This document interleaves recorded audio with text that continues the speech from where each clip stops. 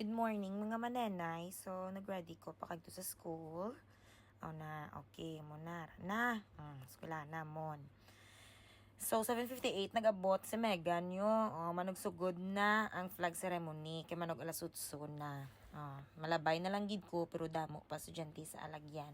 Wala ta may mahimo, kaya muni ang amon nga alagyan sa kindergarten. Pakagto ko sa office namon, okay? Ay, pakuno-kuno. Kuno abi, gaubra. Feel ko gid na iya kabalo ka mo ko nga. Ako na lang da isa bilin sa office. Kay tanan sila ya. Masugod na klase 8:30. Tiking Megan yung kindergarten man. Kinder 1 alas 9 pa ma-start. Pakagto ta. Nalakata sa akon nga classroom of dinyo ko. Amo ni siya ang alagyan. Another building ni siya gali actually.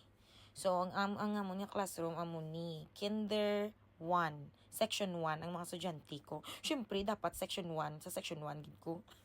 Joke chart. Ara sila na 3 years old na sila. So, before kami magsugod, masot-sawit ko nung ako kami, anay. Kado ka boring, gid. Kado natuyo sila.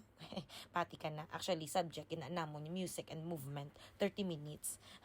Kuno abi do sagad man tabalahaw. Sige lang, Kwak-kwak lang sila. Nakapoy na ko. Pero, natamay mo. Kaya pangita ta kwarta. Sige lang. Pasugti lang sila. Gakwak-kwak lang da sila gyapon. 5 little ducks nagaliamon nga sound na ara na. Di sabong, syempre, antes kami magtapos na mo sa music and movement. May klase minya Di tapos mo klase, amo na ni sila. Hindi na ako video kung may klase. Nangugas sila sa kamot nila kay manog panyagan na. So, ara sila na nantawa bala. Tawa sa balaho na, do palak-palak, do kiti-kiti, kita mo na dasma. Do ara bala matsyag ko sa iya, do muubusan sa pagkaon na nantawa siya. Tandaan yun na sa nga bata, ha? Na, ara na. Tapos sa sila kaon, balik na sila sa ilang nga classroom. Mainom sila tubig. Tapos, makuha na sila sang ilang nga bed bow. Ara naman siya.